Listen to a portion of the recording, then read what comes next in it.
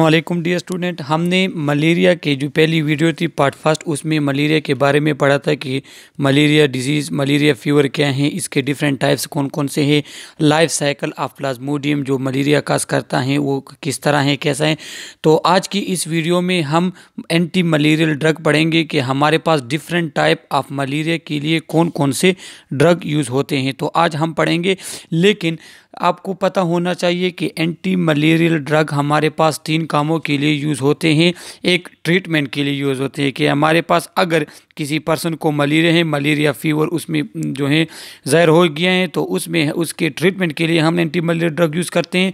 दूसरा, हमारे पास इस तरह के ड्रग हैं जो प्रोफाइलैक्सिस के लिए यूज़ होते हैं। मिसाल के तौर पर एक शख्स जो है उसको मलेरिया हो गया है, अभी उसमें साइन सिम्टम अपीयर नहीं हुए, या आप कहते हैं कि आपको सस्पेक्टेड है कि इस पर्सन को मलेरिया हो गया है और इसमें अभी साइन सिम्टम अपीयर होने वाले हैं, तो उस केस में भी जो है आप ड्रग यूज़ करते हैं, तो उसको प्रोफाइलैक्सिस ड्रग कहेंगे। और तीसरा, हमारे पास प्रिवेंशन ऑफ रिलेप्सिस ऑफ मलेरिया के अगर किसी पर्सन को एक दफ़ा मलेरिया हो गया है, सही है, अब वो उसका मलेरिया ट्रीट हो गया है, लेकिन क्या है कि उसकी लीवर में अभी तक, जो मैं आप लोग को पहले बता चुका हूँ, हाइपोजोनाइड्स जो हमारे पास थे, तो अगर वो उसके लीवर में है, उसकी वजह से उसको कुछ टाइम के बाद फिर मलेरिया हो सकता है। तो उस कंडीशन में आप जो है जो ड्रग यूज़ करेंगे उसको क्या कहेंगे, वो हमारे पास होगा प्रिवेंशन ऑफ रिलेप्सिस ऑफ मलेरियल जो ड्रग होंगे। तो ये 3 टाइप ऑफ ड्रग आज हम पढ़ते हैं। पहले हमारे पास है therapeutic classification anti malaria drug की, उसमें कहते हैं to prevent clinical attack of malaria, कि हमारे पास क्लिनिकल अटैक ऑफ मलेरिया को प्रिवेंट करने के लिए हम prophylactic anti malaria drug use करते हैं। क्लिनिकल अटैक के हैं कि मलेरिया हो गई है, तो अब उसकी वजह से आपको फीवर होता है, आपको बैक पेन होता है, स्वेटिंग होती है, तो उसको रोकने के लिए हम ये यूज़ करते हैं। दूसरा, causal prophylactic attack the pre erythrocytic phase in liver which is cause of malaria infection tissue schizontocides, जिसमें हमारे पास प्रिमोकिन एंड फ्रोगेनेल्स आता है। कि ये हमारे पास इसमें क्या होता है कि एक दफ़ा किसी पर्सन को मलेरिया हो गया है, उसके एरेथ्रोसाइट में मीरोजाइड इंटर हो गए हैं। तो मैंने आपको बताया था कि जब एरिथ्रोसाइट रेड ब्लड सेल की बस्टिंग होती हैं तब हमारे पास साइन सिम्टम स्टार्ट होते हैं, लेकिन एरिथ्रोसाइट की बस्टिंग से पहले हमारे पास ये ड्रग यूज़ होते हैं और वो एरिथ्रोसाइट को बस्टिंग से बचाते हैं, और इस तरह आपके पास क्लिनिकल साइन सिम्टम अपीयर नहीं होते मलेरिया के। इसके बाद हमारे पास आता है suppressive prophylactic suppress the erythrocyte phase and prevent attack of malarial fever. ये हमारे पास क्या करते हैं कि ये प्रोफाइलैक्टिक फेज के जब एरिथ्रोसाइट के अंदर मीरोजाइड होते हैं और उन्होंने डिवीजन करनी और मलेरियल फीवर अपीयर करना होता है, तो ये स्टेज को ब्लॉक कर देते हैं। उसकी वजह से फिर आप में जो है malarial fever, malarial sign symptom जो है वो अपीयर नहीं होते। और ये इसमें हमारे पास ड्रग आते हैं क्लोरोक्विन, प्रोगेनिल्स एंड मेफ्लोक्विन। तो ये हमारे पास ड्रग जो है ये सप्रेसिव प्रोफाइलैक्टिक ड्रग हैं। इसके बाद प्रोफाइलैक्सिस एडवाइस इन, हम प्रोफाइलैक्टिक ड्रग कब यूज़ करेंगे और किन में यूज़ करेंगे, तो ये हमारे पास यूज़ होते हैं non immune traveller to endemic area, कि हमारे पास कुछ इलाके हैं जहाँ पे मलेरिया की डिजीज़ जो है वो ज़्यादा होती है। एंडेमिक एरिया जो हमारे पास है मलेरिया, अगर कोई ट्रेवलर जो है वहाँ पे जा रहे हैं तो उसको इम्यून करने के लिए आप ये ड्रग यूज़ करेंगे।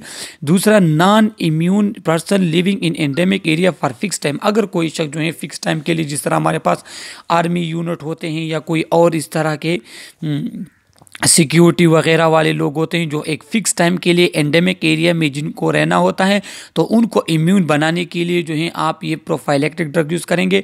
और तीसरा, हमारे पास इन्फेंट जिसका इम्यून सिस्टम कमज़ोर होते हैं, children, pregnant women in endemic area, अगर ये 3 जो है हमारे पास एंडेमिक एरिया में हैं, तो इनको आपने इम्यून करने के लिए प्रोफाइलैक्टिक ड्रग यूज़ करने हैं, एंटी मलेरिया ड्रग। दूसरा, हमारे पास anti malaria drug therapeutic classification, दूसरा हमारे पास क्या है कि हम क्लिनिकल जो है साइन सिम्टम को रोकने के लिए कौन से ड्रग यूज़ करते हैं to treat clinical attack of malaria. Attack the erythrocytes schizonts and terminate episode of malarial fever. मैंने आपको कहा था कि पिछली वीडियो में हमारे पास है कि एरिथ्रोसाइट में हमारे पास मीरोसाइट की जब डिवीजन होती है तो वो हमारे पास स्कीजोनोट्स बनाते हैं और उसके बाद हमारे पास मीरोसाइट बनते हैं। तो ये क्या करता है कि ये एरिथ्रोसाइट स्टेज पे जो है मलेरियल प्लाज्मोडियम को मीरोसाइट को बढ़ने से रोकता है और इसकी वजह से आपके पास एपिसोड ऑफ मलेरियल फीवर जो हैं वो नहीं आते। Erythrocytic schizontocide there are fast acting high efficiency one. इसमें हमारे पास फास्ट एक्टिंग भी हैं जिसकी एफिशिएंसी इंतहाई ज़्यादा है, जो कि एक कम वक्त में आपके पास ज़्यादा एक्शन शो करते हैं। उन ड्रग्स में हमारे पास क्लोरोक्विन आता है, क्यूनिन आता है एंड आर्मेटिसिनिन आता है। और स्लो एक्टिंग लॉन्ग एफिकेसी वो ड्रग जो हमारे पास स्लो एक्टिंग है जिसका असर जो है वो स्लो आता है, आपके पास ज़्यादा टाइम लेता है और उसकी एफिकेसी जो है वो कम है। मीन्स आपने वो ज़्यादा यूज़ करना होगा, कंटिन्यूसली यूज़ करेंगे एक लॉन्ग टाइम के लिए। उसमें हमारे पास कौन से एंटी मलेरिया ड्रग आते हैं? प्रोगेनिल्स आता है, पायरेमेथामीन आता है एंड सल्फोनामाइड। ये हमारे पास drug slow acting and low efficacy drug है हमारे पास। तीसरा टाइप जो हमारे पास था वो कहता कि हम ऐसे एंटी मलेरिया ड्रग यूज़ करें ताकि हमारे पास जो है मलेरिया जो है ये हमारे इसकी रिलैप्सिंग ना हो हमारे पास, to completely eradicate the parasite from the body. Radical care क्या है कि जब हम मलेरियल पैरासाइट को कम्प्लीटली अपने बॉडी से रिमूव करें, उसको ख़त्म करें ताकि हमारे पास रिलैप्सिंग या फिर से या मलेरिया ना हो। तो ये रिलैप्सिंग किस मलेरियल पैरासाइट में कराता है हमारे बॉडी में? ये हमारे पास प्लाज्मोडियम वाइवाक्स एंड प्लाज्मोडियम ओवेल की वजह से अगर मलेरिया होती है तो उसकी रिलैप्सिंग ज़्यादा होती है हमारे बॉडी में। तो because they produce relapsing malaria due to persistence of hypnozoites. ये हमारे पास हाइपोजोनाइड्स बना लेता है और हाइपोजोनाइड जो है ये लीवर में स्टोर हो जाते हैं, फिर लीवर में ये रहते हैं। तो जब भी इनको मौका मिलता है आपके बॉडी में फिर से मलेरिया क्रिएट कर देता है। तो इनके लिए हम प्रिमाकिन यूज़ करते हैं। प्रिमाकिन छोटी छोटी गोलियां आती हैं, 14 टैबलेट्स होते हैं जो कि आपने यूज़ करने हैं और वो क्या करते हैं, वो हमारे पास रेडिकल केयर होता है, रिलैप्सिंग ऑफ मलेरियल फीवर को प्रिवेंट करते हैं। Therapeutic classification anti malaria drug में हमारे पास पहला ड्रग है गिमिटोसाइडल ड्रग। गिमिटोसाइडल ड्रग कौन से हैं? जो हमारे पास गिमिट्स को डैमेज करते हैं। मैंने आपको पिछली वीडियो में ये बताया है कि मीरोसाइट जो हैं वो एरिथ्रोसाइट जब बस्ट कर लेते हैं तो तब ये हमारे पास मेल और फीमेल गिमीट में कन्वर्ट हो जाते हैं। और जब कोई मस्कीटो जो हैं वो मलेरियल पेशेंट को जो है उसको बाइट करता है तो वो गिमीट उसके सलाइवा में चले जाते हैं और वह गट में, और वहाँ गट में वो उसकी जो है सेक्सुअल रिप्रोडक्शन होती है। लेकिन गिमिटोसाइडल ड्रग क्या करता है? They help in decreasing the transmission of malaria from infected person to another. ये उन गिमिट को डैमेज करता है। तो गिमिटोसाइडल ड्रग जो हमारे पास है वो मलेरियल पेशेंट को ट्रीट नहीं करेगा। मलेरियल पेशेंट के लिए इसका कोई फ़ायदा नहीं है, लेकिन इसका बेनिफिट ये होता है कि मलेरियल पेशेंट से मलेरिया दूसरे नॉर्मल हेल्थी पर्सन में ट्रांसफ़र नहीं हो सकेगा। तो इस ड्रग को हमारे पास गिमिटोसाइडल ड्रग कहते हैं। और इसके एग्जांपल हमारे पास हैं प्रिमाकिन, प्रोगेनिल एंड पायरीमेथामीन। तो अक्सर आप लोग देख रहे होंगे कि हमारे पास ये कुछ ड्रग जो हैं ये हमारे पास गिमिटोसाइडल भी हैं और ये थेराप्यूटिक भी हैं और प्रिवेंट भी करते हैं, प्रोफाइलेक्टिक भी हैं। तो खैर ये हो सकते हैं ड्रग, एक ड्रग की डिफरेंट क्वालिटीज़ हो सकती हैं और आप लोगों ने MCQs के लिए ये याद करने होंगे कि कौन सी ड्रग हमारे पास गिमिटोसाइडल हैं, थेराप्यूटिक हैं, प्रोफाइलेक्टिक हैं, रेडिकल केयर प्रोवाइड करता है। ये हमारे पास यहाँ पे आप लोगों को इस फिगर में क्लियर हो जाएगा कि गिमिटोसाइडल ये हमारे पास देखिए इस स्टेप को ब्लॉक करता है कि ये गिमिट जो हमारे पास है ये मेल गिमिट, ये फीमेल गिमिट, इन दोनों गिमिट जो हैं ये वापस मॉस्किटो सक कर लेता है मलेरियल पेशेंट से और ट्रांसफ़र करता है मलेरियल पैरासाइट एक नॉर्मल हेल्थी पर्सन में। तो ये गिमिटोसाइडल ड्रग जो है ये इन गिमिट को ख़त्म करता है। इसके बाद हमारे पास ब्लड स्किज़ोनोटोसाइड जो हैं वो क्या करते हैं, वो एरिथ्रोसाइट के अंदर स्किज़ोगोनी जो हमारे पास सेल बने हुए हैं जिन्होंने मीरोसाइड में कन्वर्ट होना है और ब्लड सेल को डैमेज करना है, तो ये उनको ब्लॉक कर देता है। सही है। और टिश्यू स्किज़ोनोटोसाइट्स क्या करते हैं, वो लीवर में हमारे पास लीवर में जो हैं क्या करते हैं, लीवर में मीरोसाइट की प्रोडक्शन और उनके डिवीजन को ब्लॉक करता है। केमिकल क्लासिफिकेशन इनकी हुई है, एक हमारे पास 4 अमाइनो क्यूनोलिन है। असल में आपको पता होना चाहिए क्यूनोलिन हमारे पास रिंग शक्ल में होता है। केमिकल इसका अगर स्ट्रक्चर देखें तो ये रिंग शक्ल में होता है। तो अब इसमें फोर्थ नंबर पे हमारे पास जो है अमाइनो ग्रुप अगर हो तो वो हमारे पास 4 अमाइनो क्यूनोलिन होंगे। इसमें हमारे पास क्लोरोक्विन, एमिडोक्विन एंड पिपराक्विन आते हैं। क्यूनोलिन मेथनॉल हमारे पास क्लासिफिकेशन है, उसमें हमारे पास मेफ्लोक्विन आता है। सिंचोना अल्कलाइड में हमारे पास क्यूनिन, क्यूनोडिन। तो ये डिफरेंट केमिकल क्लासिफिकेशन है, इनके केमिकल स्ट्रक्चर के बिहाफ पे यहाँ पे देखें 8 अमाइनो क्यूनोलिन आया है। 8 अमाइनो क्यूनोलिन का मतलब क्या है कि इसमें हमारे पास 8 नंबर कार्बन पे अमाइनो ग्रुप होता है। क्यूनोलिन के 8 नंबर कार्बन अमाइनो ग्रुप होता है और इसमें हमारे पास इंक्लूड हैं प्रिमाक्विन एंड टेफिनोक्विन। प्रिमाक्विन आपको याद होना चाहिए, ये हमारे पास रेडिकल केयर प्रोवाइड करते हैं, रिलैप्सिंग ऑफ मलेरिया जो है उसको ट्रीट करता है। नेफ्थोक्विन जो है उसमें ऑटोविक्विन आता है। इस तरह ये डिफरेंट केमिकल्स क्लासिफिकेशन है हमारे पास एंटी मलेरियल ड्रग्स के। क्लोरोक्विन पे आते हैं पहले ड्रग्स के पे। इसका एक्शन जो है रैपिड एक्शन है, erythrocytic schizontocide of all species of Plasmodium. ये हमारे पास प्लाज्मोडियम अगर मलेरिया खैर जिस भी प्लाज्मोडियम की वजह से हुआ है ये सबको एरिथ्रोसाइट के लेवल पे ख़त्म करता है। एरिथ्रोसाइट लेवल क्या है कि जब हमारे पास मीरोसाइट आरबीसी के अंदर होते हैं तो ये उस टाइम उसको ख़त्म करता है और आरबीसीज के बस्टिंग को जो है स्लो करता है, प्रिवेंट करता है।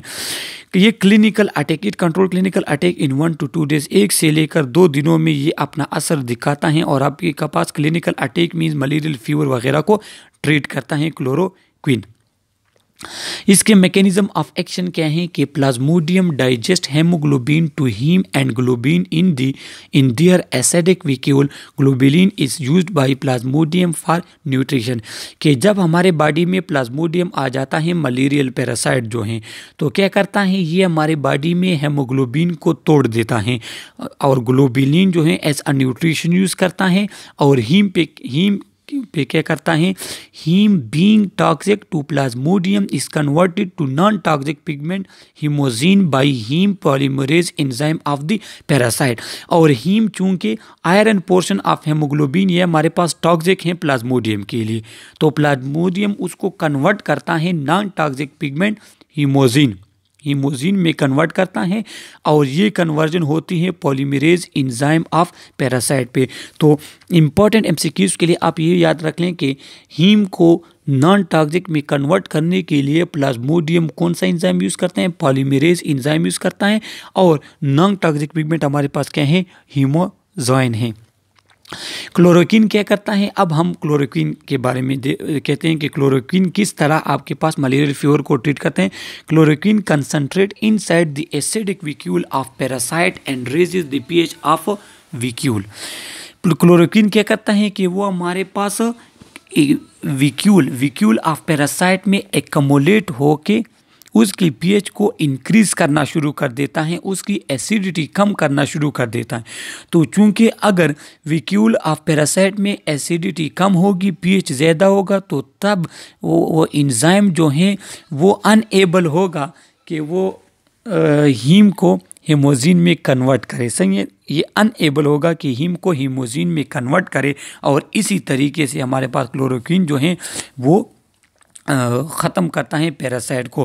Chloroquine haem complex form damage plasmodial membrane. एक बार फिर आपको बता दूं कि प्लाज्मोडियम हमारे हेमोग्लोबिन को तोड़ देता है, हीम को हीमोजीन में कन्वर्ट करता है, ग्लोबुलिन को न्यूट्रिशनल के तौर पे यूज़ करता है।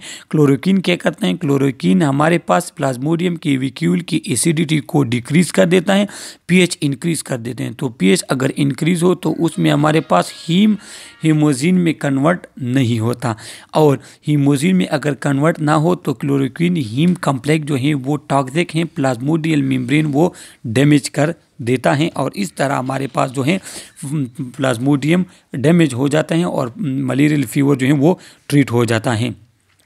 यहाँ पे इसका एक्शन आप लोगों को क्लियर हो जाएगा कि हेमोग्लोबिन जो है वो हमारे पास दो हिस्सों में कन्वर्ट हो जाते हैं। ए हेमोग्लोबिन, ग्लोबुलिन पार्ट जो है उसको तो पैरासाइट यूज़ कर लेता है अपने लिए, खुराक के लिए, लेकिन हीम पार्ट जो है, हीम पार्ट कन्वर्ट हो जाता है हीमोजीन में। हीमोजीन नॉन टॉक्सिक है, लेकिन यहाँ आप देख सकते हैं कि क्लोरोक्विन क्या करता है, क्लोरोक्विन ये स्टेप को स्टॉप कर देता है और हीम जो है वो हीमोजीन में कन्वर्ट नहीं हो सकता और हीम प्लाज्मोडियम के लिए टॉक्सिक है। क्लोरोक्विन रेजिस्टेंस इसको हो गया है क्या, मीन्स हमारे पास डिफरेंट प्लाज्मोडियम जो हैं जो कि रेजिस्टेंस शो करते हैं क्लोरोक्विन को, और वो मलेरियल फीवर जो है आप फिर क्लोरोक्विन के से ट्रीट नहीं कर सकते। Chloroquine resistance is fast developing in Plasmodium falciparum and is major problem because severe case of malaria are caused by this species.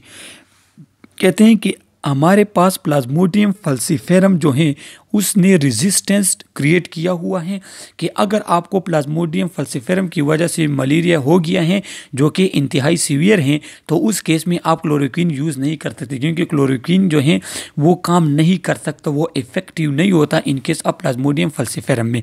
Resistance develop due to efflux mechanism, और ये रेजिस्टेंस जो है ये इफ्लेक्स मैकेनिज्म के through produce हुआ है Plasmodium falciparum में। MCQs के लिए आप इसको याद कर लें। इफ्लेक्स मैकेनिज्म किसे कहते हैं कि हमारे पास जो है प्लाज्मोडियम फल्सिफेरम वो अपने मेम्ब्रेन के ज़रिए अपने वैक्यूल में एंट्री ब्लॉक कर देता है क्लोरोक्विन की। क्लोरोक्विन रेजिस्टेंस, उस टॉक्सिक जो है क्लोरोक्विन हम देते हैं तो उसकी एंट्री नहीं होती, अगर एंट्री होती है तो जल्दी ये निकाल देता है, उसको एग्जिट कर देते हैं। तो इस मैकेनिज्म के ज़रिए जो है फल्सिफेरम प्लाज्मोडियम फल्सिफेरम ने जो है रेजिस्टेंस क्रिएट किया हुआ है। फार्मेकोलॉजिकल एक्शन इसके क्या हैं कि इसको हम एंटी मलेरियल एक्टिविटी में भी यूज़ करते हैं। डिफरेंट टाइप ऑफ मलेरिया जो हमारे पास हैं उसके लिए हम क्लोरोक्विन को यूज़ करते हैं। अदर पैरासाइटिक इन्फेक्शन में भी हम इसको यूज़ करते हैं, जिस तरह जर्डेसिस है, जियार्डेसिस या गियार्डेसिस जिसे हम कहते हैं, ये हमारे पास और डायरिया टाइप डिजीज़ है, स्टमक डिजीज़, तो इसमें हमारे पास यूज़ होता है ये क्लोरोक्विन। एक्स्ट्रा इंटेस्टिनल एमीबियासिस, ये इंटेस्टिनल डिजीज़ है हमारे पास, इन्फेक्शन है, इसमें भी हम क्लोरोक्विन को यूज़ करते हैं। एंटी इन्फ्लेमेटरी, ये हमारे पास एंटी इन्फ्लेमेटरी भी हैं। Anti histaminic, local anaesthetic, weak smooth muscle relaxant, हमारे पास स्मूथ मसल को वीकली ये रिलैक्स भी करता है। एंटी एरिथमिक एक्टिविटी इसकी है। तो क्लोरोक्विन की एंटी मलेरियल के अलावा ये हमारे पास एक्शंस भी हैं कि इसको हम एंटी इन्फ्लेमेटरी यूज़ करते हैं। एंटी हिस्टामिनिक, अगर हम इस हिस्टामिन को कम करें या उसको ब्लॉक करें उसके लिए भी यूज़ होता है। मसल्स को रिलैक्स करने के लिए, तो ये हमारे पास क्लोरोक्विन की मलेरियल से अलावा बाकी हमारे पास फार्माकोलॉजिकल एक्शन है। फार्माकोकाइनेटिक्स क्या है कि good oral absorption, chloroquine through oral इसकी एब्जॉर्प्शन अच्छी होती है। इसकी कंसंट्रेशन, ये कंसंट्रेट होता है लीवर में, स्प्लीन में, kidney, lungs and skin leukocyte, ये डिफरेंट जगह जहाँ पे ये हमारे पास एक कंसंट्रेट होता है। सेलेक्टिव एक्युमुलेशन, हाँ, अगर आकुलर टॉक्सिसिटी, अगर इसका कोई साइड इफ़ेक्ट हो गया या इसको हम प्रोलॉन्गली यूज़ करें तो ये हमारे पास रेटिना में भी एकमुलेट हो सकता है। ये इंतहाई इंपॉर्टेंट एमसीक्यूज़ के लिए आप याद रख लें कि रेटिनल में ये कब एकमुलेट होगा, जब हमारे पास आकुलर टॉक्सिसिटी होगी या हम इसको प्रोलॉन्ग यूज़ करेंगे। इसकी मेटाबोलाइजेशन जो है वो लीवर में होती है। तो एमसीक्यूज़ यहाँ पे हैं कि लीवर के जो पेशेंट है उसमें आप इसको एहतियात के साथ यूज़ करेंगे, और इसकी एक्सक्रीशन थ्रू यूरिन होती है। हाफ लाइफ इसका क्या है, 3 to 10 डेज, 3 से लेकर 10 दिनों तक ये आपकी बॉडी में रहता है। Due to tissue binding small amount persist in body with terminal half life of 1 to 2 month. और कहते हैं कि ये हमारे पास बॉडी में प्रोटीन्स डिफरेंट बॉडी टिश्यू के साथ अटैच होता है। ये हमारे बॉडी में डिफरेंट बॉडी टिश्यूज़ के साथ अटैच होता है, और इसी टिश्यू के साथ बाइंडिंग की वजह से जो है इसकी हाफ लाइफ 1 से लेकर 2 मंथ तक एक्सटेंड हो जाती है। मीन्स ये आपके बॉडी में तो स्मॉल अमाउंट में जो है 1 से 2 महीनों तक आपके बॉडी में ये ड्रग रहता है। एडवर्स इफेक्ट ऑफ क्लोरोक्विन क्या होंगे, अक्सर पेपर्स वगैरह में ड्रग्स के एडवर्स इफेक्ट्स आते हैं कि इससे आपको नाजिया हो सकता है, vomiting, anorexia, epigastric pain, uneasiness, itching, headache, difficulty in accommodation. तो ये डिफरेंट टाइप ऑफ हमारे पास एडवर्स इफेक्ट हैं जो कि लो डोज और शॉर्ट ड्यूरेशन, कि अगर हम लो डोज और शॉर्ट ड्यूरेशन के लिए यूज़ करें तो उससे हमारे पास क्या होगा, उल्टियाँ आ सकती हैं, एनोरेक्सिया आपको हो सकते हैं, स्टमक प्रॉब्लम हो सकती है, आप जो है हेडेक आपको होगा, अनइजीनेस फील करेंगे। अगर हाई डोज आप यूज़ करें और एक प्रोलॉन्ग टाइम के लिए आप यूज़ करें तो तब इसके एडवर्स इफेक्ट जो हैं वो क्या होंगे कि लॉस ऑफ विजन आपको हो सकते हैं, रेटिना, ये आपके रेटिना को डैमेज कर सकता है, corneal deposit leading to diminish vision, ये अगर कॉर्निया में डिपॉजिट हो जाए तो ये आई से आपका जो है विजन वो इफ़ेक्ट हो सकता है, इससे आपकी हेयरिंग इफ़ेक्ट हो सकती है, मेंटल डिस्टर्बेंस, ये आपके हेयर को ग्रे करता है, फोटो एलर्जी, स्किन प्रॉब्लम इससे आपको हो सकते हैं, रैशेस वगैरह इससे आपको हो सकते हैं कि जब आप इसको हाई डोज या प्रोलॉन्ग टाइम के लिए यूज़ करें। कंट्रा इंडिकेशन, ये आप इसको कब यूज़ नहीं करेंगे कि अगर किसी को लिवर डैमेज हो गया है, किसी को जीआई ट्रैक्ट डिसऑर्डर है, severe neurological problem, retinal problem, haematological disease, तो इस कंडीशन में जो है आप इसको यूज़ नहीं कर सकते उस पेशेंट में। शुड नॉट बी को administered with mefloquine, amodiaquine, anti arrhythmic, कि आप इसको इन डिफरेंट ड्रग्स के साथ यूज़ नहीं करेंगे, इसके साथ एडमिनिस्टर नहीं करेंगे, क्योंकि ड्रग टू ड्रग इंटरेक्शन होते हैं और आपके पास प्रॉब्लम क्रिएट हो सकती है। लेकिन ये प्रेगनेंसी में ये नॉर्मल मीन्स आप नॉर्मली इसको यूज़ कर सकते हैं, प्रेगनेंसी में ये सेफ हैं। Therapeutic use, malaria use for clinical cure against Plasmodium ovale, Plasmodium malariae, Plasmodium एंसम, ये हमारे पास तकरीबन all type of plasmodial malarial के ख़िलाफ़ जो है हम इसको यूज़ करते हैं। लेकिन प्लाज्मोडियम फल्सिफेरम, कुछ प्लाज्मोडियम फल्सिफेरम में, सब प्लाज्मोडियम फल्सिफेरम कभी कभार जो हमारे पास हैं प्लाज्मोडियम फल्सिफेरम जो है उसमें हम इसको यूज़ कर सकते हैं। जियार्डिसिस में हमारे पास ये यूज़ होता है, stomach problem, extra intestinal amoebiasis, rheumatoid arthritis, joints की जो इन्फ्लेमेशन वगैरह उसमें भी यूज़ हो सकता है। And lupus erythematous, lupus erythematous हमारे पास स्किन की डिजीज़ है जिसमें फेस वगैरह जो है वो रेडिश हो जाता है, तो उस कंडीशन में हम इस क्लोरोक्विन को यूज़ कर सकते हैं। दूसरी क्लास हमारे पास है एमोडविक्विन और piperaquine and piperaquine. Amodiaquine they are identical properties to chloroquine, इसकी तमाम की जो प्रॉपर्टी हमारे पास है ये क्लोरोक्विन की तरह है। इवन क्लोरोक्विन रेजिस्टेंस स्ट्रेन में भी इफेक्टिव, स्ट्रेंस में भी इफ़ेक्टिव, लेकिन वो हमारे पास मलेरियल फीवर जो जिसको क्लोरोक्विन को रेजिस्टेंस है उसके ख़िलाफ़ कभी कभार हम इसको यूज़ करते हैं, इफ़ेक्टिव होता है उन प्लाज्मोडियल मलेरियल फीवर में जो हमारे पास रेजिस्टेंस शो करते हैं क्लोरोक्विन को। दूसरे हमारे पास क्या है कि piperaquine appear effective in resistance cases के, अगर हमारे पास एक शख्स या मलेरियल फीवर या मलेरियल प्लाज्मोडियम जो कि रेजिस्टेंस शो करते हैं क्लोरोक्विन को, जिसके लिए क्लोरोक्विन जो है वो इफेक्टिव नहीं है, तो उन कंडीशन में हम पिप्राक्विन यूज़ करते हैं। तीसरा हमारे पास है कि मेफ्लोक्विन जो क्विनोलिन मेथानॉल है, develop to deal with chloroquine resistance plasmodium falciparum, ये स्पेशली बनाए गए हैं उन कंडीशन में जो कि हमारे पास प्लाज्मोडियम फल्सिफेरम जिन ड्रग्स को रेजिस्टेंस शो करता है, तो उन मलेरिया को ट्रीट करने के लिए हमारे पास मेफ्लोक्विन जो क्विनोलिन मेथानॉल है वो बनाए गए हैं। Rapidly acting erythrocytic schizontocide of chloroquine sensitive and resistance plasmodium clinical curative, ये हमारे पास clinical conditions, clinical sign symptom malarial fever जो कि प्लाज्मोडियम फल्सिफेरम की वजह से है, ये उसके खिलाफ रैपिडली एक्टिंग शो करते हैं। Also effective suppressive prophylactic for multi drug resistance plasmodium falciparum, और ये हमारे पास मल्टी ड्रग प्लाज्मोडियम फल्सिफेरम जो हैं जो कि मल्टी ड्रग्स को रेजिस्टेंस शो करता है, तो उस कंडीशन में हम अगर ये ड्रग यूज़ करें तो ये प्लाज्मोडियम फल्सिफेरम को ख़त्म कर सकता है। इसका mechanism of action similar to chloroquine है, लेकिन सिर्फ इसमें केमिकल चेंजेस की गई हैं, और ये हमारे पास तब यूज़ होता है कि जब अगर हमारे पास प्लाज्मोडियम फल्सिफेरम वो रेजिस्टेंस शो कर दे क्लोरोक्विन को। एडवर्स इफेक्ट इसके क्या होंगे? इसके एडवर्स इफेक्ट हमारे पास नाजिया होगी, वोमिटिंग होगी, डायरिया होगी। QT प्रोलांगेशन हमारे पास QT सेगमेंट होता है, ECG में ग्राफ पे शो होता है। ये हमारे पास हार्ट एक्टिविटी है। तो इसकी ये हमारे पास जो अगर ड्रग जो है इसके एडवर्स इफेक्ट में ये आता है कि ये QT को प्रोलांगेट करता है और ये अक्सर MCQs में आता है। QT प्रोलांगेशन ये एडवर्स इफेक्ट जो है ये इंतहाई इंपॉर्टेंट है इस ड्रग का। न्यूरो साइकाट्रिक रिएक्शन इसके हो सकते हैं एंजाइटी, हेलुसिनेशन। ये एंजाइटी क्या होती है, हेलुसिनेशन ये आप जो है ये मेंटल हेल्थ में पढ़ेंगे।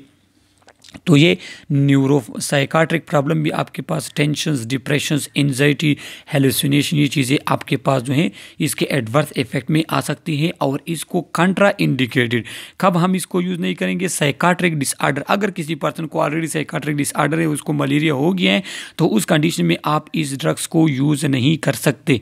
कार्डियक कंडक्शन डिफेक्ट, अगर किसी पर्सन को जो है कार्डियक प्रॉब्लम है, तो यहाँ पे मैंने आप लोगों को बता दिया कि इसका एडवर्स इफेक्ट QT प्रोलांगेशन, तो उस कंडीशन में जो है आप जो है उस पर्सन में ये यूज़ नहीं कर सकते। फर्स्ट ट्राइमेस्टर ऑफ प्रेगनेंसी, अगर किसी फीमेल को जो है प्रेगनेंसी है और उसका फर्स्ट ट्राइमेस्टर है, तो उस कंडीशन में आप ये ड्रग यूज़ नहीं कर सकते, बिकॉज ये डैमेज करता है उस पर बेबी को और प्रेग्नेंट वुमेन उसको डैमेज कर सकता है। तो लिहाजा इस कंडीशन में आप इसको यूज़ नहीं करेंगे। इसके बाद हमारे पास क्लास आती है quinoline L isomerase alkaloid isolated from cinchona bark. ये हमारे पास मलेरियल जो है ट्री सिंचोना बार्क, उससे ये क्यूनिन जो है ये निकाला गया है, एक्सट्रैक्ट किया जाता है। Quinidine is D isomer dextro isomer use as anti arrhythmic mainly and as anti malarial. ये हमारे पास anti arrhythmic and anti malarial ये ड्रग यूज़ होता है क्यूनिन, जिसे हम सिंपल अल्फाज में कुनिन भी कहते हैं। Erythrocytes, schizontocides against all plasmodium including chloroquine and falciparum resistance जो है but more toxic than chloroquine. ये हमारे पास all type of plasmodial malaria में यूज़ होता है। वो मलेरियल पैरासाइट जो कि क्लोरोक्विन या बाकी जो ड्रग है उसको अगर ये रेजिस्टेंस शो करे तो उस कंडीशन में हम इस ड्रग को यूज़ करेंगे। लेकिन इसकी एक प्रॉब्लम ये है कि इसकी टॉक्सिसिटी जो है वो क्लोरोक्विन से काफ़ी ज़्यादा है। ये हमारे पास इसका एक एक्शन ये है कि ये गिमिट्स ऑफ प्लाज्मोडियम वाइवाक्स के गिमिट्स को भी ये किल करता है। सो लिहाजा अगर किसी पर्सन को प्लाज्मोडियम वाइवाक्स की वजह से जो है मलेरिया हो गई है और आप इसको ये क्यूनिन देंगे तो वो ट्रीट भी होगा और वो जो है स्प्रेड भी नहीं होगी। वो मलेरियल पैरासाइट जो है प्लाज्मोडियम जो है वो उस शख्स से आगे किसी नॉर्मल हेल्थी पर्सन में ट्रांसफ़र नहीं होगा। मैकेनिज्म ऑफ एक्शन इसका वही है जो क्लोरोक्विन का है कि ये हमारे पास हीम को की टॉक्सिसिटी को बरकरार रखता है और प्लाज्मोडियल के मेम्ब्रेन को डैमेज करता है। एडवर्स ड्रग रिएक्शन क्या होंगे कि सिंचोनिज्म क्या है कि large single dose higher therapeutic dose for longer period. अगर आप इसका कोई डोज लार्ज डोज ले लें, एक टाइम में इसके ज़्यादा टैबलेट ले लें, या आप इसको हाई थेराप्यूटिक इसका लार्ज डोज लें और एक लॉन्ग टाइम के लिए यूज़ करें, तो तब इसके एडवर्स रिएक्शन शो होने आ जाते हैं। क्या होता है? टिनाइटस होता है, ईयर की जो इन्फेक्शन है, नाजिया काज करता है, वोमिटिंग काज करता है, मेंटल कन्फ्यूजन आपको होगी, वर्टिगो होगी, आपको थकावट होगी, विजुअल डिस्टर्बेंस आपको होगी, मेंटली आप जो है प्रॉब्लम आपके साथ आ सकती हैं, बैलेंस आपका डैमेज हो जाता है, हेयरिंग आपकी प्रॉब्लमेटिक हो जाती है, हेयरिंग आपकी इफेक्ट करता है, डायरिया काज करता है, फ्लशिंग काज करता है, स्किन प्रॉब्लम आपकी हो जाती है एंड मार्क परस्पिरेशंस, आपको स्वेटिंग होती है जिसे कोल्ड स्वेटिंग कहते हैं, बहुत ज़्यादा आपको कोल्ड स्वेटिंग होगी। ये एडवर्स इफेक्ट में आता है इसके। Still higher doses exaggerated symptom with delirium, fever, tachypnoea, respiratory depression, pulmonary oedema and hypoglycaemia. अगर आप इसका हायर डोज यूज़ करते रहे तो एक ऐसा टाइम भी आ सकता है कि इसके जो एडवर्स इफेक्ट है वो एक्सेजरेट हो जाते हैं। फीवर, टेकिपनिया, आपको रिस्पिरेटरी प्रॉब्लम हो सकती है, डिप्रेशन, मेंटल प्रॉब्लम आपको हो जाती है, आप कोई डिसीजन सही तरीके से नहीं लेते, कॉग्निशन आपकी डैमेज हो जाती है, थिंकिंग वगैरह जो है वो आपकी डैमेज हो जाती है। पल्मोनरी एडिमा आपको हो जाता है। पल्मोनरी एडिमा हमारे पास के लंग्स में जो है स्वेलिंग हो जाती है, फ्लूइड वगैरह की एक्युमुलेशन हो जाती है, और हाइपोग्लाइसीमिया आपको हो जाता है। इडियोसिंक्रेसी इन सम इंडिविजुअल, कुछ लोगों में क्या होता है कि आपके एबनॉर्मल फीलिंग होंगे, मीन्स आप खाना अच्छी तरह से नहीं खाएंगे, खाने के लिए आपको नहीं होंगे, और जो है आपको खाने की चीज़ों जो है उससे आपको एक अजीब किस्म की स्मेल आएगी, मीन्स आप नहीं चाहेंगे कि मैं कोई खाना वगैरह खा लूँ, उसके लिए आपका दिल नहीं करेगा। और ये कुछ लोगों में इसका हो जाते हैं, ये हमारे पास एडवर्स इफेक्ट हैं। Occasional haemolysis in pregnant women patient with plasmodium falciparum haemoglobinuria and kidney damage, ये हमारे पास जो है हीमोलाइसिस काज करता है स्पेशली प्रेग्नेंट वुमेन में, और जो जिसको प्लाज्मोडियम फल्सिफेरम हो गया हो। और हमारे जो है यूरिन में हमारे पास क्या होता है कि हेमोग्लोबिन आता है, किडनी ये हमारे पास डैमेज करता है, और इसे ब्लैक वाटर फीवर भी कहते हैं। यूजेस क्या होंगे कि अनकम्प्लिकेटेड रेजिस्टेंस फल्सिफेरम मलेरिया, प्लाज्मोडियम फल्सिफेरम की वजह से हमारे पास वो मलेरिया जो कि कम्प्लिकेटेड ना हो, उस केस में हम इसको यूज़ करते हैं ओरली। लेकिन अगर हमारे पास कोई मलेरिया सीवियर हो या कम्प्लिकेटेड हो तो वो तब हम क्या यूज़ करेंगे, हम इसको आईवी यूज़ करेंगे। नॉक्टर्नल मसल क्रैम्प्स, अगर नॉक्टर्नल जो है हम नॉक्टर्नल रात के वक्त अगर आपको मसल क्रैम्प्स होता है तो तब भी हम इसको यूज़ कर सकते हैं। इसके बाद हमारे पास बिगोनाइड आता है। बिगोनाइड एक अलग क्लास है एंटी मलेरिया ड्रग की। It exert its anti malaria action by inhibiting parasite dihydrofolate reductase enzyme. ये हमारे पास क्या करते हैं, ये पैरासाइट के डाईहाइड्रोफोलेट रिडक्टेज एंजाइम को डैमेज करके एंटी मलेरियल एक्शन एग्जर्ट करता है। तो ये एमसीक्यूज़ के तौर पे याद कर दे कि बिगोनाइड का मैकेनिज्म ऑफ एक्शन क्या है कि ये हमारे पास इस एंजाइम को डैमेज करता है।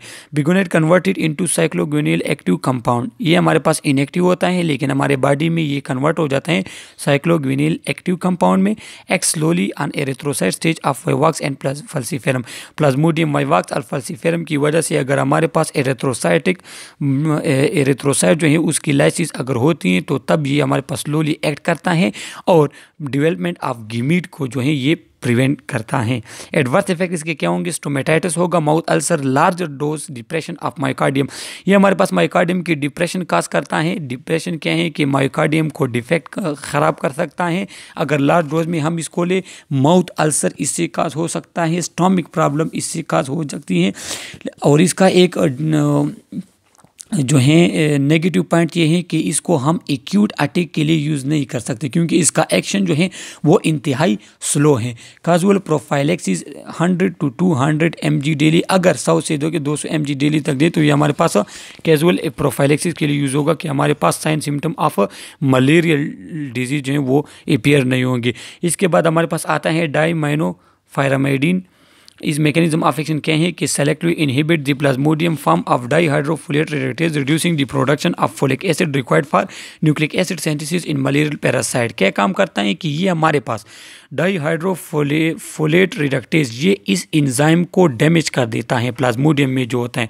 तो फिर अगर ये एंजाइम हमारे पास डैमेज हो जाए तो क्या होता है, हमारे पास फोलिक एसिड की प्रोडक्शन नहीं होती और फोलिक एसिड जो है वो इंतहाई इम्पॉर्टेंट है न्यूक्लिक एसिड बनाने के लिए। सो लिहाजा अगर हमारे बॉडी में जो प्लाज्मोडियम है उसमें अगर फोलिक एसिड जो है वो न बने तो उसकी वजह से जो है मलेरियल पैरासाइट जो है वो उसके डिवीजन उसकी ग्रोथ वगैरह जो है वो स्टॉप हो जाती है और इस तरह से जो हमें ट्रीट करता है। More potent than proguanil effective against erythrocytic form of all species. ये हमारे पास उन तमाम मलेरियल पैरासाइट के लिए यूज़ होता है जो हमारे पास एरिथ्रोसाइटिक फॉर्म में तमाम स्पीशीज जो है उस केस में ये यूज़ हो सकता है। एरिथ्रोसाइटिक फॉर्म क्या है कि जब हमारे पास मलेरियल पैरासाइट हमारे आरबीसी को डैमेज करना स्टार्ट कर लेते हैं तो उस कंडीशन में जितने भी हमारे पास प्लाज्मोडियम पैरासाइट सब के लिए ये ड्रग यूज़ होती हैं। Use only in combination with sulphonamide for malaria treatment. अगर हम इसको मलेरिया ट्रीटमेंट के लिए यूज़ करें तो इसको हमने कंबाइन करना होगा सल्फोनामाइड के साथ। Tasteless so suitable for children, इंतहाई इंपॉर्टेंट है कि चिल्ड्रन में हम इस ड्रग को यूज़ करेंगे। रीज़न क्या है, क्योंकि इसका टेस्ट नहीं होता, सो लिहाजा छोटे बच्चे जो हैं वो इसको जी मीन्स इसके लिए रेजिस्टेंस शो नहीं करते, वो इसको सूटेबली जो है ये यूज़ होते हैं चिल्ड्रन के लिए। एडवर्स इस इफेक्ट क्या होंगे कि ये मेगलोब्लास्टिक इनीमिया, थ्रोम्बोसाइटोपिनिया, एग्रानुलोसाइटिक, ये हमारे पास आरबीसीज रिलेटेड से ब्लड सेल रिलेटेड हमारे पास डैमेज प्रोड्यूस करता है। किस तरह की ये मेगलोब्लास्टिक इनीमिया, थ्रोम्बोसाइटोपिनिया, ये हमारे पास ये टाइप ऑफ इनीमिया काज करता है एडवर्स इफेक्ट में। मेगलोब्लास्टिक के हमारे पास ब्लड सेल जो है उसकी साइज इंक्रीज हो जाती है और उनका फंक्शन जो है वो डिक्रीज हो जाता है। सल्फोनामाइड आते हैं। सल्फोनामाइड लाग anti sulfonamide are not effective anti malarial but combination with pyrimethamine causes sequential blockage of folic acid synthesis in plasmodium. कहते हैं कि सल्फोनामाइड एलोन इतना फ़ायदा नहीं देता, लेकिन हम इसको इन कम्बिनेशन यूज़ करते हैं तो फिर क्या करता है, ये हमारे पास फोलिक एसिड सिंथेसिस को जो है स्टॉप कर देता है प्लाज्मोडियम में। Effective against erythrocytic stage of Plasmodium falciparum, combination act faster and prevent development of resistance. ये हमारे पास जो है अगर इसको कम्बिनेशन में हम यूज़ करें तो इसका एक्शन फास्टर होगा और रेजिस्टेंस जो है इसके खिलाफ प्रोड्यूस नहीं होगी प्लाज्मोडियम में।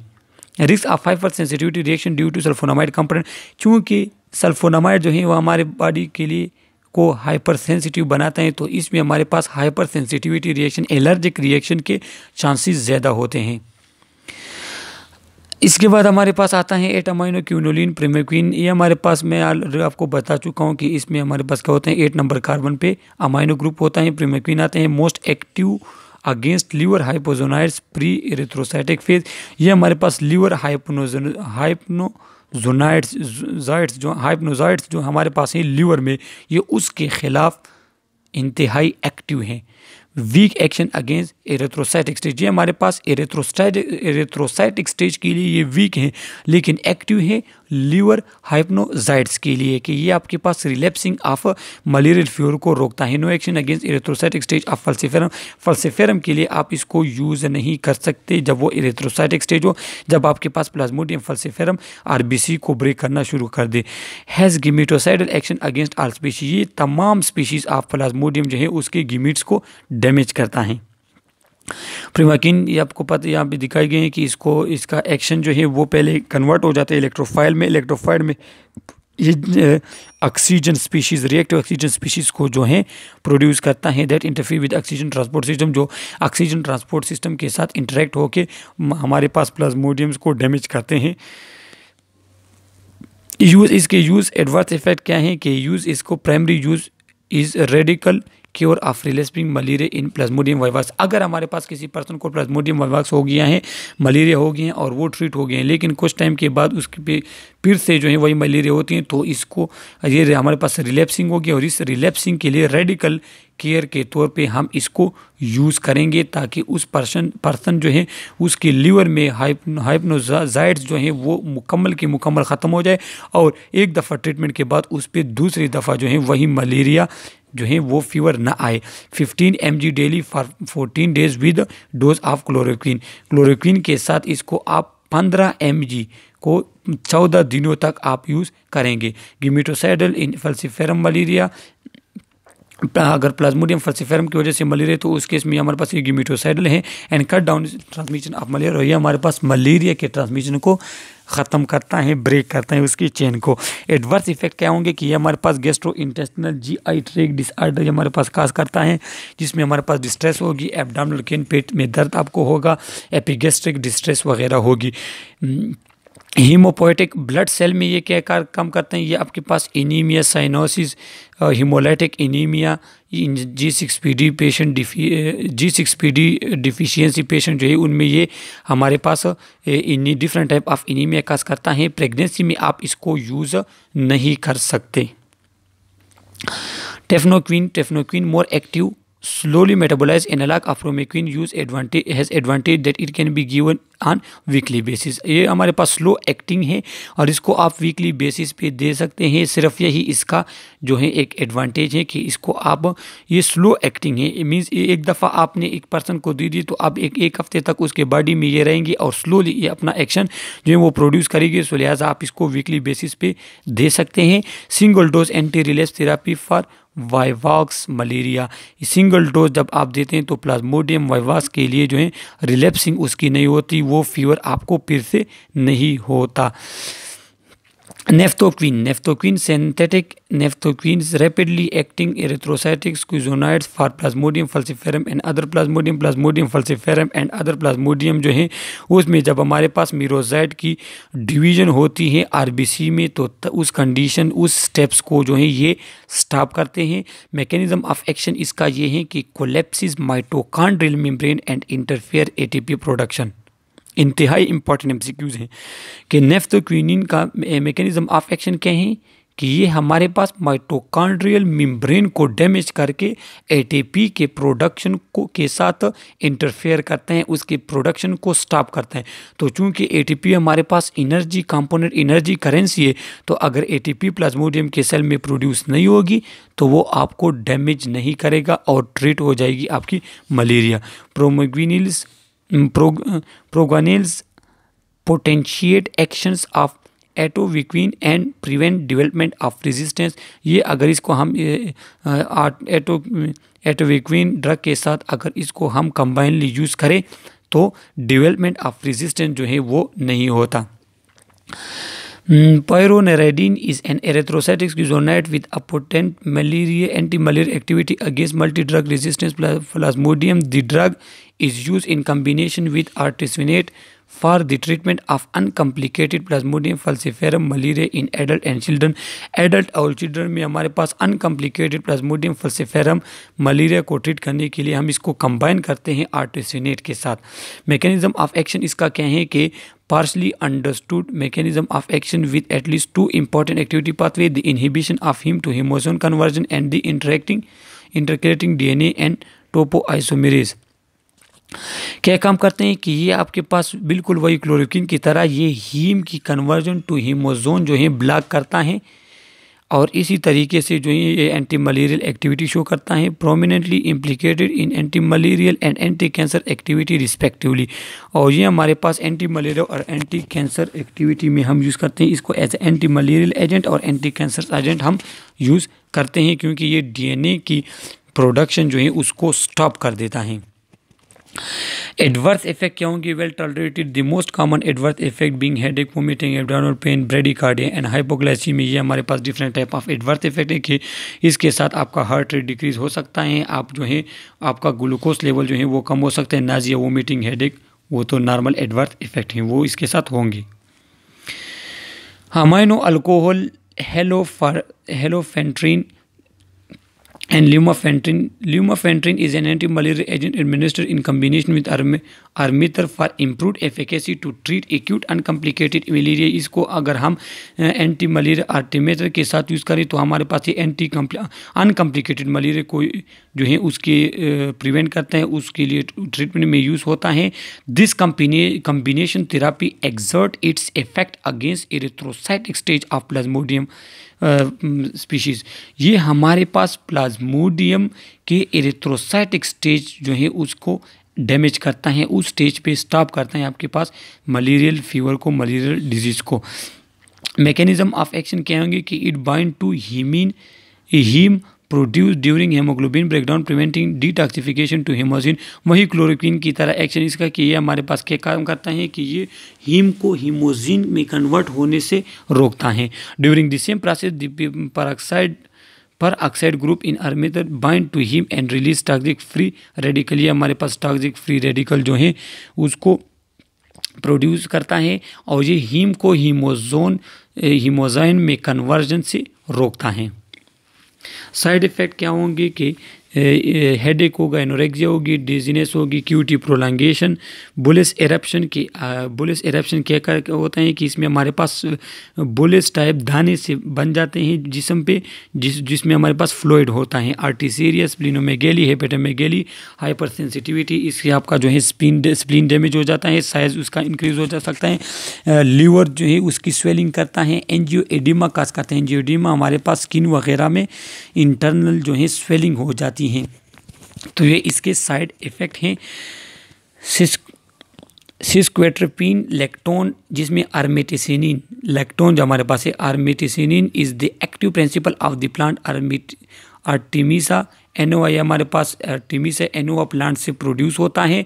Most potent and rapid acting against blood schizontocide of plasmodium falciparum resistant to all other drug. जब हमारे पास ब्लड में फल्सीफेरम प्लाज्मोडियम फल्सीफेरम जो वो ब्लड में इंटर होकर स्किज़ोनाइड जो हमारे पास प्रोड्यूस कर देता है, जो कि इंक्रीज़ करते हैं मेरोटोजाइट्स के प्रोडक्शन को और आरबीसीज के डैमेज को। तो उस केस में हम इसको यूज़ करते हैं। Due to short duration of action there is a high recurrence rate. क्या होता है कि इसका जो है ड्यूरेशन ऑफ एक्शन शॉर्ट होता है लेकिन एक्यूट होता है। इसका मैकेनिज्म ऑफ एक्शन क्या है कि this compound have endoperoxide bridge haem iron cleaves this endoperoxide bridge to form highly reactive free radical which damage parasite membrane. क्या करता है कि इसमें हमारे पास एक ब्रिज होता है एंडोपेरोक्साइड, तो वो हीम उस एंडोपेरोक्साइड को ब्रेक करके हमारे पास फ्री रेडिकल्स प्रोड्यूस कर देता है और यही फ्री रेडिकल जो है पैरासाइट के लिए इंतहाई डेंजरस होते हैं और ये डैमेज कर देते हैं पैरासाइट्स को, उनके मेम्ब्रेन प्रोटीन को जो है डैमेज कर देते हैं और इस तरह इसकी एंटी मलेरियल एक्शन है। ये हमारे पास जो है नोबेल प्राइज़ मिला इस फिजियोलॉजी और मेडिसिन में 2015 में कि इसने कि जो है आर्मिटिसिनिन डिस्कवर किया था। ये हमारे पास आर्मिटिसिनिन प्लांट है। आर्टिमिसिनिन डेरिवेटिव्स हमारे पास ये ड्रग आते हैं आर्टिसिनेट, आर्टिमीटर, आर्टिईथर और आर्टिलोन जो है ये डिफरेंट टाइप ऑफ ड्रग है। एक ही को हम पढ़ते हैं कि ये हमारे पास water soluble ester of dihydro artemisinin है। डोज कैन बी गिवन, इसको आप ओरल बेस दे सकते हैं, IM इंट्रामस्कुलर दे सकते हैं, IV रेक्टल दे सकते हैं। ओरल अगर आप देंगे तो इसका डोज जो है वो इतना होगा 100 mg BD on day first. पहले दिन जो है आपने दिन में 2 मरतबा 100 mg देंगे और इसके बाद जो है 2 से लेकर 5 दिनों तक आपने इसको 50 mg पे देना है BD में। पेरेंटल अगर थ्रू IV आप देते हैं तो क्या होगा कि 120 mg on day, first day में आप 120 mg देंगे और उसके बाद फिर जो है आप 60 mg देंगे 7 दिनों तक। आर्टिमीटर क्या है कि मिथाइल ईथर ऑफ डाईहाइड्रो आर्मिटिसिनिन, इसका आई है। ओरल एंड इंट्रामस्कुलर डोज क्या है कि 80 mg BD on first day आपने इसको 80 mg देना है, उसके बाद दो दफ़ा, लेकिन उसके बाद जो है 7 दिनों तक आपने इसको दिन में सिर्फ एक मरतबा 80 mg देना है। एडवर्स इफेक्ट क्या होंगे कि माइल्ड एडवर्स इफेक्ट होते हैं, Nazia, vomiting, abdominal pen, drug fever, itching mean skin itching इससे हो सकती है, एब्डोमिनल पेन हो सकती है, नाजिया वोमिटिंग आपको होगी, tinnitus, QT prolongation, bleeding, dark urine, ECG में चेंजेस, ल्यूकोपीनिया, ये चीज़ें जो हैं ये इसके एडवर्स इफेक्ट में आती हैं। इसके यूजेस क्या हैं कि अनकम्प्लिकेटेड प्लाज्मोडियम फल्सीफेरम, अगर आपके पास प्लाज्मोडियम फल्सीफेरम जो कि क्लोरोक्विन को सेंसिटिव या रेजिस्टेंस दोनों के खिलाफ जो है ये यूज़ हो सकता है। सीवियर एंड कम्प्लिकेटेड मलेरिया, अगर किसी पर्सन को सीवियर कम्प्लिकेटेड मलेरिया हो तो उस केस में आप इसको पेरेंटली यूज़ करते हैं और वो इसको ट्रीट कर देता है। आर्मिटिसिनिन बेस्ड कम्बिनेशन थेरापी क्या है कि artemisinin compounds are shorter acting drug, ये हमारे पास शॉर्टर एक्टिंग ड्रग है। Monotherapy need to be extended beyond disappearance of parasite to prevent recurrence. आपने जो है मोनोथेरापी आपको ने इसको एक्सटेंड करना होगा, ज़्यादा टाइम के लिए आपने इसको देना होगा ताकि मलेरियल पैरासाइट जो है वो मुकम्मल तौर पे ख़त्म हो जाए, ताकि रिलैप्सिंग आपके पास ना हो मलेरियल फीवर की। This can be prevented by combining artemisinin compound with one long acting drug like mefloquine. तो इसको प्रिवेंट करने के लिए आप क्या करेंगे, क्योंकि हमारे पास आर्मिटिसिनिन जो है वो शॉर्ट एक्टिंग है, तो उसको आप एक लॉन्ग एक्टिंग ड्रग के साथ मिला ले, तो दोनों कंबाइनली आप देते हैं तो ये आपके पास मलेरिया पैरासाइट को मुकम्मल तौर पे ख़त्म कर देता है और आपके पास रिलैप्सिंग नहीं होती।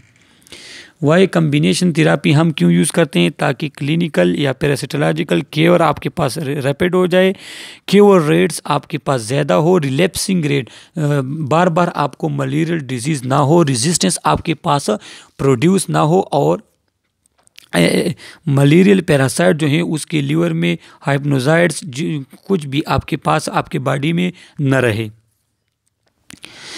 Anti malaria drug nursing implications क्या हैं कि before therapy through health history, medication history, access for allergy, कि आप मलेरियल ड्रग प्रिस्क्राइब करने से पहले आपने उससे जो है मेडिकेशन हिस्ट्री आप उससे पूछेंगे ताकि ड्रग टू ड्रग इंटरेक्शन ना हो, हिस्ट्री भी पूछेंगे और उस एलर्जी के बारे में आपको पूछेंगे कि उस पेशेंट्स को जो है कोई एलर्जी वगैरह तो नहीं है।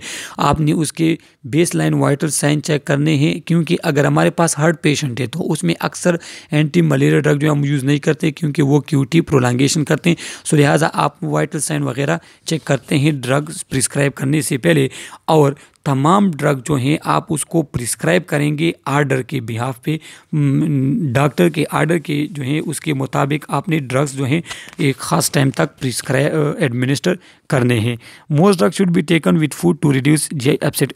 अक्सर ड्रग जो है हमारे पास उसको आपने फूड के साथ लेना होगा ताकि आपके पास जीआई अपसेटिंग ना हो, क्योंकि अगर खाली पेट आप लेते हैं तो ये आपके पास क्या काम करते हैं, ये आपके जीआई ट्रैक्ट को जो है ख़राब करते हैं, डैमेज करते हैं, जिसकी वजह से आपके गैस्ट्रिक पेन, एब्डोमिनल क्रैम्प वगैरह प्रोड्यूस हो सकते हैं।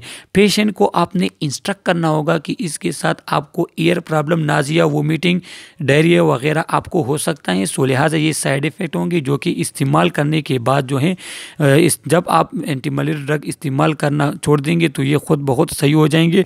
मॉनिटर फॉर एडवर्स इफेक्ट, अगर आपने जिस पेशेंट को ये दिया हुआ है तो उसमें आप एडवर्स इफेक्ट भी मॉनिटर करेंगे। तो ये आज हमारे पास जो है एंटी मलेरिया ड्रग्स थे। इसमें अगर आप लोगों को कोई प्रॉब्लम हो, क्वेश्चन हो, तो आप हमसे कमेंट के ज़रिए पूछ सकते हैं।